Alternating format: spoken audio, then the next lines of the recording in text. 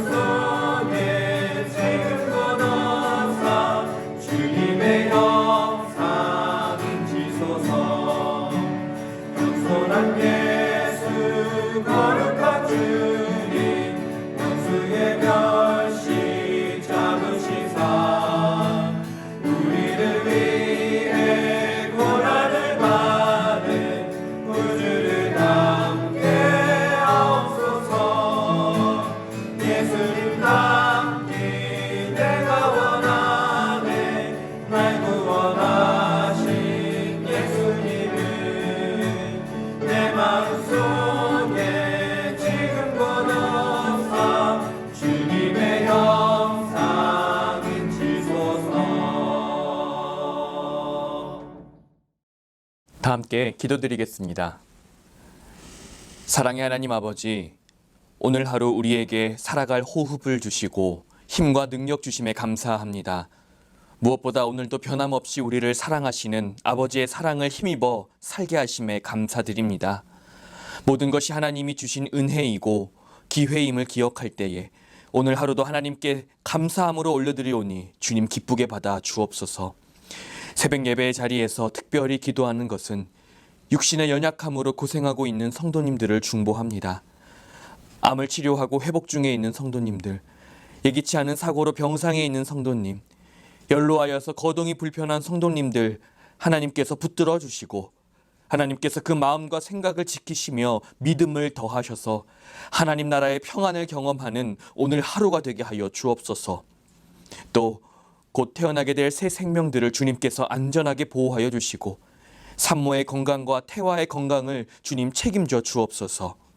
또 멀리 외국에서 잠깐 타지의 생활을 하고 있는 우리 수유제교회의 식구들 주님께서 지켜 보호하여 주실 때에 그곳에서도 여전히 하나님 예배하며 하나님 찬양하며 예배자의 모습을 지켜나갈 수 있도록 주님 인도하여 주옵소서. 특별히 사랑하는 가족을 먼저 주님 곁으로 떠나보낸 가정을 위로하여 주시고 오늘 하루도 일터에서 학교에서 또 가정에서 복음 붙들고 살아가는 수유제일교회 모든 성도들에게 주님 능력과 힘을 공급하여 주옵소서. 오늘도 우리에게 말씀으로 마땅히 살아갈 바를 깨닫게 하여 주시길 원하며 모든 것 예수 그리스도의 이름으로 기도드리옵나이다. 아멘. 오늘 함께 읽을 하나님의 말씀은 신명기 24장 14절에서 22절까지의 말씀입니다. 곤궁하고 빈한한 품꾼은 너희 형제든지 내 땅 성문 안에 우거하는 객이든지 그를 학대하지 말며 그 품삯을 당일에 주고 해진 후까지 미루지 말라. 이는 그가 가난함으로 그 품삯을 간절히 바람이라. 그가 너를 여호와께 호소하지 않게 하라. 그렇지 않으면 그것이 내게 죄가 될 것임이라. 아버지는 그 자식들로 말미암아 죽임을 당하지 않을 것이요 자식들은 그 아버지로 말미암아 죽임을 당하지 않을 것이니 각 사람은 자기 죄로 말미암아 죽임을 당할 것이니라. 너는 객이나 고아의 송사를 억울하게 하지 말며 과부의 옷을 전당 잡지 말라. 너는 애굽에서 종되었던 일과 내 하나님 여호와께서 너를 거기서 속량하신 것을 기억하라. 이러므로 내가 내게 이 일을 행하라 명령하노라. 내가 밭에서 곡식을 벨 때에 그 한 뭇을 밭에 잊어버렸거든 다시 가서 가져오지 말고 나그네와 고아와 과부를 위하여 남겨두라. 그리하면 내 하나님 여호와께서 내 손으로 하는 모든 일에 복을 내리시리라. 내가 내 감람나무 떤 후에 그 가지를 다시 살피지 말고 그 남은 것은 객과 고아와 과부를 위하여 남겨두며 내가 포도원에 포도를 딴 후에 그 남은 것을 따지 말고 객과 고아와 과부를 위하여 남겨두라. 너는 애굽 땅에서 종되었던 것을 기억하라. 이러므로 내가 내게 이 일을 행하라 명령하노라. 아멘. 오늘 이 시간 하나님의 법과 경제 정의라는 제목으로 말씀 나누도록 하겠습니다. 누구나 공정한 사회를 좋아할 것입니다. 누구나 정직하고 깨끗한 사람을 환영할 것입니다. 하지만 역설적으로 이 사회는 공정하지 못합니다. 정직하고 깨끗한 사람을 찾아보기가 참 힘듭니다. 어쩌면 죄로 물든 세상에서 공정하고 정직하고 깨끗한 것을 기대한다는 것 자체가 무리수일 수 있습니다. 그런데 오늘 말씀에서 하나님께서는 우리에게 아주 중요한 삶의 원리를 말씀해 주십니다. 바로 더 줌의 원리입니다. 14절에서 17절까지의 말씀을 정리해 보면 품꾼을 학대하지 말고 품삯을 미루지 말고 자기의 죗값은 자기가 치러야 한다라는 내용이 나옵니다. 이스라엘 백성들은 기본적으로 분깃이라는 것이 있었습니다. 하나님께서 각 지파에게 분배해 주신 땅입니다. 그리고 그 땅은 자손 대대로 물려주면서 그 땅에서 나오는 수확으로 살아갈 수 있게 하셨습니다. 그런데 무슨 연유인지 이스라엘 백성들 안에 품꾼이 생겨납니다. 본인의 실수나 피치 못할 사정으로 남의 밥을 벌어먹고 살게 된 것입니다. 또 이스라엘 백성 안으로 들어온 외부인들, 그들은 상속받은 기업이 없었기 때문에 피치 못하게 품꾼 생활을 할 수밖에 없었습니다. 이렇게 자연스럽게 고용인과 피고용인의 구조가 형성되어 이스라엘 백성들, 이스라엘 공동체의 일부분이 되었던 것이지요. 그런데 문제는 이런 품꾼들에게 부당한 대우를 하게 된다는 것에 있었습니다. 품꾼으로 살아갈 수밖에 없는 처지를 악용하여서 본래 정해져 있는 급료보다 적게 준다든지 줘야 할 날짜에 품삯을 주지 않는 일들이 발생하게 된 것이지요. 하나님께서는 이런 일들이 이스라엘 백성 공동체에서만큼은 절대로 있어서는 안 된다 명령하십니다. 그리고 혹여나 이런 일이 발생되어서 품꾼이 하나님께 자신의 억울함을 호소하게 된다면 그 모든 것이 죄가 되어서 본인에게 돌아갈 것이라고 말씀하십니다. 그렇다면 왜 당시 사람들은 품꾼들을 학대하거나 품삯을 미루려 했을까요? 그것은 그들의 처한 상황 때문이었습니다. 품꾼이 된다는 것 자체가 사회적인 안정장치가 없고 보호해줄 가족이나 공동체가 없다는 것을 전제로 합니다. 왜냐하면 대다수의 사람들은 분깃이 있었기 때문에 그 분깃을 통해서 생활을 해나갈 수가 있었고, 분깃이 있다는 것은 그것을 함께 공유할 가족 공동체가 있다라는 전제이기 때문입니다. 때문에 품꾼이 된다는 것 자체가 그런 분깃이라는 사회적 안정장치가 없기 때문에 보호해줄 가족이나 공동체가 없다는 것을 전제하게 되는 것이지요. 그리고 사람들은 무의식적으로 그 품꾼이 된 사람의 상황을 악용하려는 시도를 하게 되었다는 것입니다. 사람의 죄된 본성이 그렇습니다. 제가 안산에서 사역한 적이 있었는데요. 안산은 외국인이 참 많습니다. 대부분 한국보다 경제적으로 발전하지 못한 나라에서 온 분들이고 또 그 대부분들은 공장에서 일을 하는 사람들이었습니다. 그런데 몇몇 일터에서 문제를 일으키는 것을 보았습니다. 정해진 급료보다 턱없이 적은 금액으로 일을 시키거나 일을 못한다고 때리고 또 한국말을 잘 못한다고 때리고 외국인이라고 괴롭히는 일들이 일어난 것이지요. 제가 사역하는 부서에서 보조교사로 섬겼던 중국인 남성분이 계셨는데요. 가끔 주일에 얼굴이 퉁퉁 부어서 오셨습니다. 사장님한테 맞았다고, 일을 하기가 너무 힘들다고 하소연하는 것을 상담해 준 적이 있었습니다. 누구나 이런 얘기를 들으면 화가 날 것입니다. 아니, 똑같은 인간인데 왜 그렇게 부당하게 대우하느냐고 화를 낼 것입니다. 하지만 누구라도 이런 구조 속에 들어가면 외국인이니까 싼값에 일을 시켜도 되지 않을까? 외국인이 뭘 알겠어. 그냥 슬쩍 떼먹지 뭐. 이런 생각을 할 수 있다라는 것이지요. 사탄은 끊임없이 사람들의 마음 가운데 속삭일 것입니다. 그렇게 해도 돼. 다들 그렇게 하잖아. 그렇게 하는 게 뭐 나쁜 거야? 또 재판 과정에 있어서 마찬가지였습니다. 16절에 보면 아버지는 그 자식들로 말미암아 죽임을 당하지 않을 것이요 자식들은 그 아버지로 말미암아 죽임을 당하지 않을 것이니 각 사람은 자기 죄로 말미암아 죽임 당할 것이니라 말씀이 나옵니다. 이 말씀은 재판에 대한 말씀인데요. 재판이라는 것은 명확한 원칙과 기준에 의해서 판결되어야 합니다. 그런데 힘이 있고 유력한 집안이라고 재판에서 유리하게 적용이 되거나 힘이 없고 가난한 집안이라고 해서 재판에서 불리하게 적용되는 일이 없어야 하겠습니다. 하지만 어디나 사각지대가 존재하기 마련이지요. 앞서 말씀드린 품꾼과 같은 사람들, 객과 고아와 과부와 같이 사회적으로 약자일 수밖에 없는 사람들은 재판에서도 불리할 수밖에 없었습니다. 반대로 사회적 강자들은 재판에서도 유리한 판결을 얻게 되는 것이지요. 사실 오늘날에도 우리 주위에 이런 경우들을 심심치 않게 발견하게 됩니다.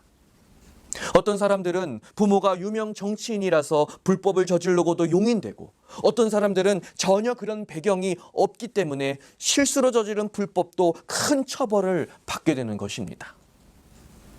하나님께서는 이런 구조적인 악을 제도적으로 방지하시기 위해서 율법을 통해서 이스라엘 백성 공동체의 질서를 바로잡으셨던 것입니다.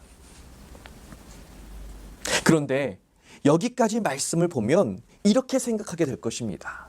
그렇지, 모든 것을 정확하고 철두철미하고 정직하게 해야지. 일을 하면 그 일에 대한 정당한 대가를 지불하고, 일한 사람은 그 대가를 정직하게 기대하면서 일하는 거야. 재판도 죄를 지었으면 응당 그 죄에 대한 대가를 치러야지. 사람마다 사정 일일이 다 봐주면서 어떻게 이 사회가 질서 있게 나아가겠어? 라고 생각하게 됩니다. 그런데 19절부터의 말씀을 보면요, 하나님께서는 한 걸음 앞서서 가십니다. 19절에서 21절의 말씀을 보면 하나님은 되려 나그네와 고아와 과부를 위하여 밭의 일부를 남겨두고 포도나무 포도 열매의 일부를 남겨두고 무화과 나무의 열매를 남겨두라 말씀을 하십니다. 우리 수유제일교회 연말 구제 사역의 이름이 무엇이지요? 맞습니다. 남포바구니 사역입니다. 우리 주변의 어려운 이웃들을 위해서 1년 소득의 일부를 남겨놓는 것이지요. 이것은 하나님의 명령입니다. 그런데 엄밀히 생각해 보면 18절까지의 말씀은 쌍수 들고 환영하겠지요. 사회가 정직하고 공정하게 움직이는 것 같게 느껴질 것입니다. 그런데 19절부터는요, 정당한 노동의 대가가 아닌 불로소득을 인정해야 하는 순간에 심각한 고민에 빠지게 되는 것입니다.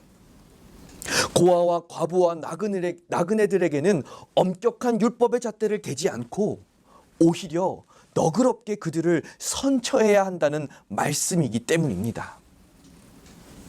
뭔가 불합리하게 느껴질 수도 있습니다. 내 살을 떼어 남에게 주는 것이 아깝게 느껴질 수도 있는 것이지요. 하지만 하나님께서 그렇게 해야 하는 근거로 무엇을 말씀하십니까? 바로 애굽에서 종되었던 시절을 생각하라는 것입니다. 이제 이스라엘 백성들은 하나님의 은혜로 노예에서 자유인으로 애굽에서 약속의 땅으로 옮겨졌습니다.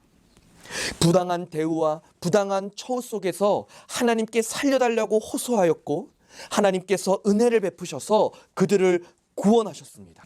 그래서 그들은 지금 자유민으로 약속의 땅에서 하나님과 교제하며 살아가게 된 것이지요. 그것을 기억한다면 지금 나그네와 고아와 과부와 같은 사람들, 흡사 애굽의 노예 신분과도 같은 처지의 사람들의 심정을 헤아리고 그들에게 은혜를 베풀어야 한다라는 말씀입니다. 하나님은 공의롭고 정직하시며 죄를 미워하시는 분이십니다. 하지만 그와 동시에 사랑이시고 은혜이시며 긍휼을 베푸시는 것을 아끼지 않으시는 분이십니다. 그래서 골로새서 3장 14절에서 바울은 이 모든 것 위에 사랑을 더하라 라고 말씀합니다. 엄격한 법의 잣대만으로 우리가 살 수가 없고 모든 것 위에 사랑을 더해야만 살 수가 있음을 말하는 것입니다. 이 삶의 원리는 서두에서 말씀드렸던 더 줌의 원리입니다. 우리는 이 세상을 살 때 자꾸 덜 주려고 합니다. 왜 덜 주려 할까요? 일단 내 것부터 채우려 하기 때문입니다. 내 시간, 내 생활이 먼저라고 생각하기 때문이지요. 하지만 하나님은 세상을 살아가면서 누군가에게 덜 주려 하지 말고 더 주며 살라고 명령하십니다. 왜 그렇습니까? 하나님께서 우리에게 살아갈 호흡을 주시고 일할 수 있는 능력을 주시고 기회를 주셨기 때문입니다. 내가 능력이 많아서가 아니라 하나님이 능력 주시고 은혜 주셨기 때문이라는 전제가 필요하기 때문입니다. 내가 예수 십자가 보혈을 통한 구속의 은혜를 깨닫지 못했더라면, 구원의 은혜를 깨닫지 못했더라면 지금 이 시간 누릴 수 없었던 것들이 너무나도 많았건만, 지금 나는 구원의 은혜를 깨닫고 기쁨과 감사의 삶을 지금 거저 누리고 있기 때문입니다. 그래서 우리는 덜 주려 하지 말고 더 주려는 삶의 원리를 깨달아야 하는 것입니다. 사랑하는 여러분, 하나님의 법과 경제 정의의 원리는 더 줌의 원리입니다. 하나님께서 죄인된 우리에게 당신의 사랑을 넘치도록 부어주셨듯이 우리도 우리의 삶의 일부분을 누군가에게 넘치도록 줄 수 있게 되기를 바랍니다. 그래서 우리 수유제일교회는 하나님 나라 백성 공동체답게 사랑이 넘치고 은혜가 넘치고 감사가 넘치며 나눔과 섬김이 넘치는 교회가 될 수 있게 되기를 주님의 이름으로 축복합니다. 기도하겠습니다. 사랑의 하나님 아버지, 우리에게 모든 것을 허락하시고 모든 것을 누리게 하심에 감사드립니다. 게다가 하나님 나라의 소망까지 거저주심에 감사드립니다. 오늘 하루 내게 주어진 누군가에게 나의 것을 나누어 주며 받은 은혜와 사랑을 실천할 수 있도록 힘과 능력을 더하여 주옵소서. 우리 수유제일교회가 그렇게 주의 은혜와 사랑이 넘치는 성도들로 인해서 더욱 풍성할 수 있게 하여 주옵소서. 이 모든 것 예수 그리스도의 이름으로 기도드리며 이제 주님이 가르쳐 주신 기도를 드리오니, 하늘에 계신 우리 아버지, 아버지의 이름을 거룩하게 하시며 아버지의 나라가 오게 하시며 아버지의 뜻이 하늘에서와 같이 땅에서도 이루어지게 하소서.